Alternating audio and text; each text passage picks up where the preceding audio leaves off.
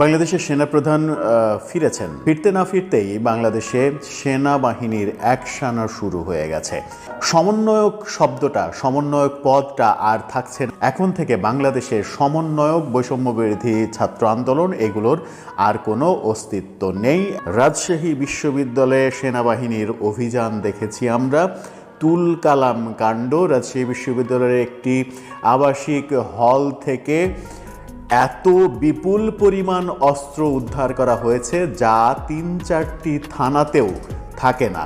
এবং বলা হচ্ছে যে পুলিশের যে অস্ত্র লুট করা হয়েছিল ৫ আগস্টের পরে, সেই লুট করা অস্ত্রের গুদাম পাওয়া গেছে। সেনাবাহিনী প্রধান ফিরেছেন। বিদেশ সফর সংক্ষিপ্ত করে তিনি তাড়াহুড়ো করে ফিরেছেন এবং শোনা যাচ্ছে তিনি ঢাকা শাহজালাল আন্তর্জাতিক বিমানবন্দরে ল্যান্ড না করে তেজগাঁর যে বিমান ঘাঁটি, সেখানে তার বিমান ল্যান্ড করেছে। কেন সেটা করলো সেটাও একটা অবাক করা তথ্য। বিভিন্ন সূত্র বলছে তিনি তেজগাঁতে ল্যান্ড করেছেন এবং তড়িঘড়ি করে ফিরে এসেছেন। তার পেছনে কারণ কি? সেনাপ্রধানকে নিয়ে গত কয়েকদিনে নানা রকমের আলোচনা হচ্ছিল। অনেকে এই আলোচনাও করার চেষ্টা করছিলেন যে সেনাপ্রধান অসহায় হয়ে দেশ ছেড়ে চলে গেছেন, তিনি আর ফিরবেন না, ইউনূস সরকারের অধীনে তার আর কাজ করা সম্ভব হবে না। কিন্তু আমরা ঘটনা ভিন্ন রকম দেখলাম। সেনাবাহিনী প্রধান ফিরে এলেন। ফিরে যখন এলেন তখন তাকে নিয়ে নানা রকমের আলোচনা হচ্ছে। ডক্টর ইউনূস সরকারকে নিয়ে নতুন কোনো তথ্য তিনি পেলেন কিনা, নিয়ে এলেন কিনা, সেটা দেখা যাবে আগামী কয়েকদিনের মধ্যে।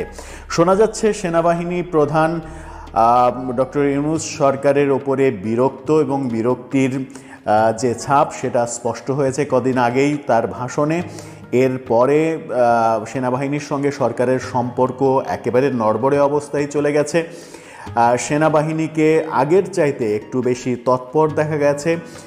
আমরা একদিন আগেই দেখেছি গুলশানে মব ঠেকাতে সেনাবাহিনী গিয়েছে এবং সেখানে প্রথমবারের মতো মব করার জন্য 3 জনকে অ্যারেস্ট করা হয়েছে।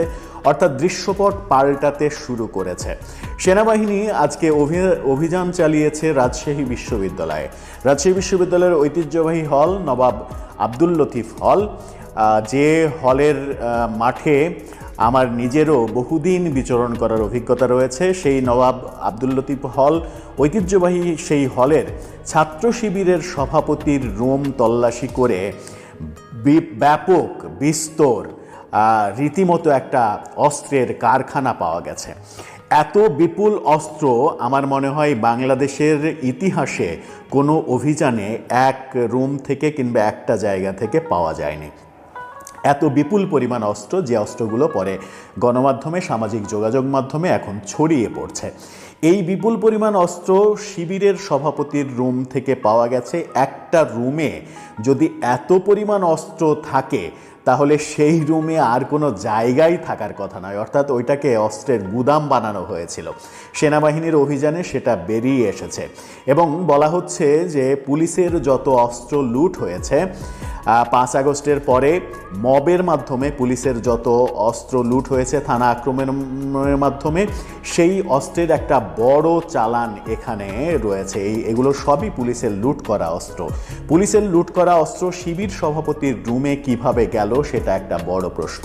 তাহলে কি পুলিশ কিংবা সেনাবাহিনী জানে না যে পুলিশের লুট করা অস্ত্রগুলো বাংলাদেশের কোথায় কোথায় রয়েছে?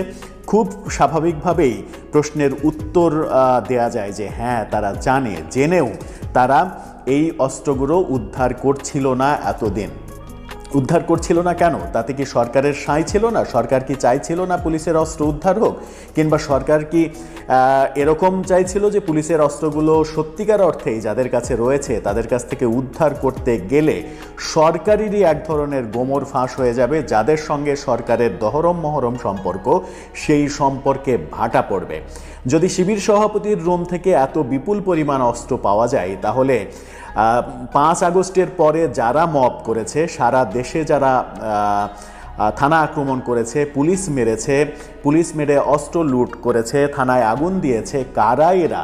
এটা পুলিশও জানে, সেনাবাহিনীও জানে, সরকারও জানে। তার মানে এতদিন উদ্ধার করা হচ্ছিল না, এই প্রথম অভিযানটা করা হলো বড় ধরনের। এর আগে ছোটোখাটো অভিযান হয়েছে, সেনাবাহিনী বলেছে যে বেশ কিছু অস্ত্র পাওয়া গেছে, কিন্তু একটা রুম থেকে, একটা জায়গা থেকে, তাও বিশ্ববিদ্যালয়ে, রাজশাহী বিশ্ববিদ্যালয়ের মতো একটা জায়গায় একটা রুম থেকে এত বিপুল পরিমাণ অস্ত্র উদ্ধার করা, এটা অবিশ্বাস্য, চোখে না দেখলে বোঝা যায় না। তার মানে কি সেনাবাহিনীর অ্যাকশন শুরু হয়ে গেছে সেনাপ্রধান ফিরতে না ফিরতেই?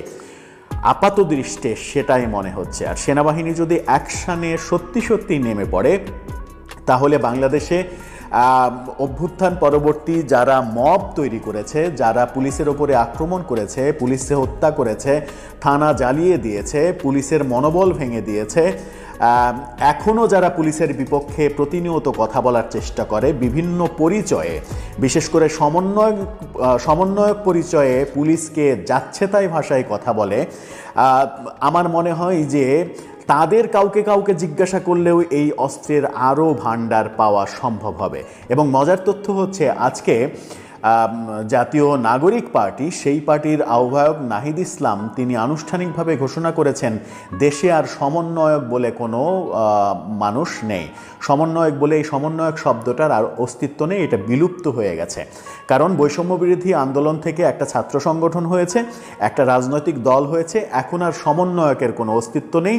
তিনি পুলিশকে বলেছেন যে সমন্বয়ক পরিচয়ে দেশে কোথাও যদি কেউ কিছু করতে চায়, তাহলে তাদের কঠোর হস্তে দমন করুন। তার মানে সমন্বয়ক এই শব্দটা যদি তারা এখন অমিট করে না ফেলে, তাহলে তাদের উপরে এখন রাজনৈতিক দল হিসেবে তাদের উপরে যে বিস্তর অভিযোগ আসবে, সেই অভিযোগ কাঁধে বহন করা তাদের পক্ষে মনে হয় সম্ভব হবে না। আর সম্ভব হবে না বলেই এই ঘোষণাটা এসেছে। সেনাবাহিনী প্রধান নিয়ে যখন নানা রকমের আলোচনা চলছে, তখন সমন্বয়ক পদ থাকছে না নাহিদের, এই কথা খুবই গুরুত্বপূর্ণ। তার মানে বাংলাদেশে আর কেউ আমি এখানকার সমন্বয়ক, আমি ওখানকার সমন্বয়ক, এত সদস্যের সমন্বয়ক কমিটি, এত কমিটি, কোথাও কোনো প্রতিষ্ঠানে কিংবা শিক্ষা প্রতিষ্ঠানে কিংবা কোথাও সমন্বয়কের অস্তিত্ব আর থাকছে না। এটা নাহিদ ইসলাম বিলুপ্ত ঘোষণা করলেন। তাহলে সারা দেশের সমন্বয়করা এখন কি করবে? তারা কি পরিচয়হীনতায় ভুগবে না? আমার মনে হয় যে এতে করে সারা দেশের সমন্বয়কদের সঙ্গে এই জাতীয় নাগরিক পার্টির এক ধরনের দূরত্ব তৈরি হবে, এবং এই দূরত্বটা সংঘর্ষে রূপান্তরিত হলেও অবাক হওয়ার কিছু থাকবে না। যেটা একদিন আগেই আমরা দেখলাম, সার্জিস আলমের ওপরে আক্রমণ, বেসরকারি বিশ্ববিদ্যালয়ের ছাত্ররা সার্জিস আলমের উপরে আক্রমণ করেছে, এবং সেখানে সার্জিস আলমের পক্ষের একজন পিঠে আঘাতপ্রাপ্ত হয়ে তার 14টা সেলাই পর্যন্ত লেগেছে। এই ঘটনাও কিন্তু আমরা দেখেছি। এই ঘটনা যে আরও ঘটতে পারে সেটা আশঙ্কা করেই হয়তো নাহিদ ইসলাম এই কথাটা বলেছেন। সেনাবাহিনী প্রধানকে নিয়ে যে আলোচনাগুলো চলছে, সেনাবাহিনী প্রধান একটা ভূমিকা রাখবে সরকারের বিপক্ষে। কেউ আবার বলার চেষ্টা করছেন যে সরকার থেকে সেনাবাহিনী প্রধানকে সরে যেতে বলা হয়েছে, তাকে পদত্যাগ করতে বলা হয়েছে। সেনাবাহিনী প্রধান সেটা আমলে নেননি, সেটা আমলে নেওয়ার কোনো কারণও নেই। কারণ দেশের যে কোনো খারাপ মুহূর্তে সেনাবাহিনী, দেশপ্রেমিক সেনাবাহিনী, সেটাই দেশের নাগরিকের সব থেকে বড় ভরসার জায়গা। সেই ভরসার জায়গা যদি নষ্ট হয়ে যায়, তাহলে মানুষের আর যাওয়ার জায়গা থাকবে না। আমার মনে হয় সেনাপ্রধান সেই সংকল্পেই কাজ করবেন এবং দেশকে স্থিতিশীলতার দিকে নিয়ে যাবেন। বার্তা বাইরে থেকে, দেশের বাইরে থেকে কি বার্তা আনলেন, কি এখন প্রয়োগ হয়, সেটা আমরা দেখব। আগামী 2-4 দিনের মধ্যেই ব্যাপারগুলো আরও স্পষ্ট হয়ে যাবে যে সেনাবাহিনী প্রধানের মাধ্যমে কি বার্তা এলো দেশে কি জটিল কিছু ঘটতে যাচ্ছে। দর্শক, বেশ বড় ধরনের একটি খবর বিবিসি এবং বাংলাদেশের গণমাধ্যম মানবজমিন দিচ্ছে। সেই খবর যদি সত্যি হয়, তাহলে সেটা কোন দিকে যাবে, ঘটনাপ্রবাহ কোন দিকে যাচ্ছে, সেটা গুরুত্বপূর্ণ আলোচনার ব্যাপার হয়ে দাঁড়াবে।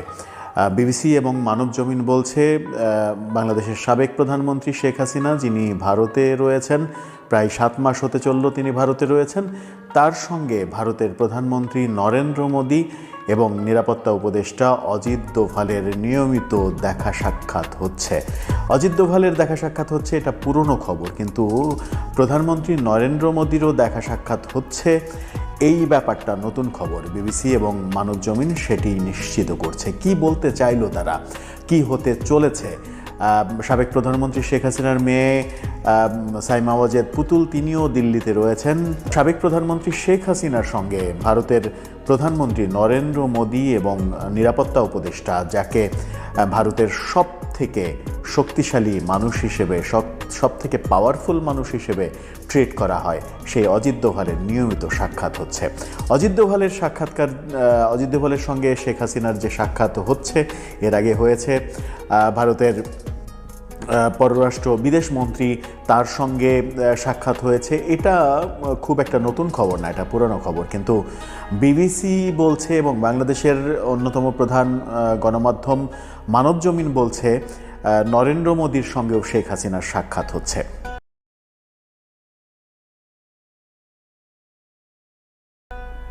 বিবিসি বলছে শেখ হাসিনাকে এমন একটা জায়গায় রাখা হয়েছে নিরাপত্তার কারণে, যেটা এখন পর্যন্ত কোনো গণমাধ্যম নিশ্চিত হতে পারেনি। এর আগে আমরা বিভিন্ন তারকাদের পেছনে পাপারাজ্জিদের ছুটে বেড়াতে দেখেছিলাম। পাপারাজ্জিরা বিভিন্ন তারকার গোপন ছবি, গোপন কর্মকাণ্ড ক্যামেরায় ধারণ করার জন্য দিনের পর দিন, বছরের পর বছর লেগে থাকতেন, এবং যদি অবশেষে কোনো একটা গোপন ছবি পেয়ে যেতেন, তা সেই ছবিটার মূল্য আকাশচুম্বী মূল্য হতো। এবং পাপারাজ্জিদের সেই কর্মকাণ্ড নানাভাবে আলোচিত হয়েছে। আমরা প্রিন্সেস ডায়ানার পেছনে পাপারাজ্জি ঘুরে বেড়ানোর খবরও জানি। ডায়ানার ব্যক্তিগত বহু ছবি পাপারাজ্জিরা প্রকাশ করে দিয়েছেন। কিন্তু শেখ হাসিনা কোথায় রয়েছেন সেটার পেছনে এখন পর্যন্ত কোনো মিডিয়া অনুসন্ধান করতে পারেনি। ভারত সরকার তাকে এতটাই গোপন একটা জায়গায় রেখেছে যে মিডিয়া এখন পর্যন্ত নিশ্চিত নয় যে শেখ হাসিনা ঠিক এই জায়গাতেই আছে। বিভিন্ন সময় বিভিন্ন গণমাধ্যম নানা রকম কথা বলেছে, এখানে আছে, ওখানে আছে, এখানে ট্রান্সফার করা হলো, এখানে চলে গেলেন, এরকম বলেছেন বটে, কিন্তু নিশ্চিত করে কেউ বলতে পারেননি। কংক্রিটলি কোনো ছবি, ভিডিও এখন পর্যন্ত কেউ প্রকাশ করতে পারেননি যে শেখ হাসিনা এই জায়গায় অবস্থান করছেন। শেখ হাসিনার এমনি ভিডিও, কোনো একটা অনুষ্ঠানে যে সেখান থেকে গাড়িতে ওঠার সেই ভিডিও চিত্র প্রচারিত হয়েছে, প্রকাশ পেয়েছে, কিন্তু তার অবস্থানের ভিডিও চিত্র, স্টিল ছবি কিছুই প্রকাশ হয়নি। ভারত এতটাই নিরাপত্তার জায়গায় তাকে রেখেছে। সেই নিরাপত্তার জায়গায় কাউকে ভিড়তে দেওয়া হয় না। প্রধানমন্ত্রী অজিত দোভাল, প্রধানমন্ত্রী নরেন্দ্র মোদী এবং নিরাপত্তা উপদেষ্টা অজিত দোভাল, বিদেশমন্ত্রী জয়শঙ্কর, এই তিনজন ছাড়া খুব কম মানুষই, ভারতের খুব কম মানুষই জানেন, এমনকি ভারতের প্রথম সারির রাজনীতিবিদরাও নিশ্চিত জানেন না শেখ হাসিনা কোথায় রয়েছেন। শেখ হাসিনার উপরে ভারতের সব দলের সমর্থন রয়েছে বলেও শোনা যাচ্ছে, এবং সেই সমর্থনের কারণে শেখ হাসিনাকে রাজনৈতিক আশ্রয় না দিয়েও অতিথি হিসেবে ভারতে রাখতে পেরেছে নরেন্দ্র মোদী সরকার, এমনটাও বলা হচ্ছে। বিশেষ করে কংগ্রেসের সমর্থনের কারণে নরেন্দ্র মোদী শেখ হাসিনাকে নিয়ে এক ধরনের বাজি ধরেছেন, সেটাও শোনা যাচ্ছে। নরেন্দ্র মোদী যদি শেখ হাসিনার সঙ্গে নিয়মিত বৈঠক করে থাকেন, তাহলে সেটা কোন দিকে যাচ্ছে সেটা একটা গুরুত্বপূর্ণ বিষয়। তার মানে হচ্ছে তাদের মধ্যে নিয়মিত যোগাযোগ হচ্ছে, কর্মকৌশল নিয়ে আলোচনা হচ্ছে। শেখ হাসিনা এরই মাঝে বিভিন্ন অনলাইন প্ল্যাটফর্ম, অনলাইনে বিভিন্ন নেতাকর্মীর সঙ্গে মিটিং, বক্তব্য দেয়া, এই ব্যাপারগুলো করছে। এই ব্যাপারে ভারতের সমর্থন রয়েছে। ভারত যদিও বলেছে এটা তার ব্যক্তিগত বিষয়, এখানে ভারতের করণীয় কিছু নেই, কিন্তু বিবিসি এবং মানবজমিন, বিশেষ করে বিবিসি যখন ফাঁস করলো যে প্রধানমন্ত্রী নরেন্দ্র মোদীর সঙ্গে শেখ হাসিনার নিয়মিত দেখা সাক্ষাৎ হচ্ছে, তখন বিবিসি এটাও বলছে যে সাইমা ওয়াজেদ পুতুল তিনি দিল্লিতে অবস্থান করছেন, কারণ তিনি বিশ্ব স্বাস্থ্য সংস্থার দক্ষিণ এশীয় অঞ্চলের প্রধানের দায়িত্ব পালন করছেন। দিল্লিতে তার অফিস, দিল্লিতে অবস্থান করছেন। তার মার সঙ্গে তার নিয়মিত দেখা হচ্ছে। তার মানে ভারত সরকারের সর্বোচ্চ পর্যায়ের বাইরে সাইমা ওয়াজেদ পুতুল জানেন শেখ হাসিনা কোথায় রয়েছেন। তার সঙ্গে দেখা করার সুযোগ দেওয়া হচ্ছে, কিন্তু তাদের দুজনকে এক জায়গায় থাকতে দেওয়া হচ্ছে না। থাকতে না দেওয়ার কারণ হিসেবে জানানো হচ্ছে, বিবিসি যেটা বলছে সেটা হচ্ছে জাতিসংঘের একটা প্রতিনিধিকে, জাতিসংঘের একটা গুরুত্বপূর্ণ ব্যক্তিকে শেখ হাসিনার মতো একজন পালিয়ে থাকা মানুষ তার সঙ্গে একসঙ্গে থাকতে দিতে পারে না। এটা নীতিগতভাবেই সম্ভব নয়, তাই তাদেরকে একসাথে থাকতে দেওয়া হচ্ছে না, কিন্তু তাদের নিয়মিত সাক্ষাৎ হচ্ছে। এদিকে এই খবর যখন প্রচার হলো, বিশেষ করে মানবজমিন বাংলাদেশে যখন এই খবরটা প্রচার করে দিল, তখন একটা ব্যাপার গবেষণা হচ্ছে। গতকালকেই আমরা একটা ভিডিওতে বলেছিলাম যে আগের দিন অর্থাৎ গত পরশু নরেন্দ্র মোদীর সঙ্গে ডোনাল্ড ট্রাম্পের ফোনে কথা হয়েছে এবং ভারতের বিভিন্ন গণমাধ্যম বলছে সেই ফোনালাপে বাংলাদেশ প্রসঙ্গও আলোচনা হয়েছে।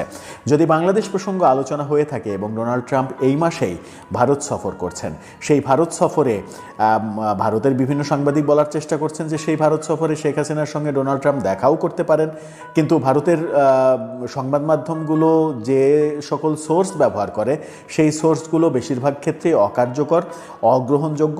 তাই এই ব্যাপারটাকে খুব একটা বিশ্বাসযোগ্য ভাবার কোনো কারণ নেই। তবে ব্যাপারটা একটা নতুন মাত্রা যোগ করবে, যেহেতু নরেন্দ্র মোদীর সঙ্গে সরাসরি সাক্ষাতের ঘটনা নিয়মিত ঘটছে, সেহেতু আমরা আমেরিকা সফরে, নরেন্দ্র মোদীর আমেরিকা সফরে দেখেছি ডোনাল্ড ট্রাম্প বাংলাদেশ ইস্যুতে নরেন্দ্র মোদীর সামনে প্রকাশ্যে কথা বলেছেন গণমাধ্যমে।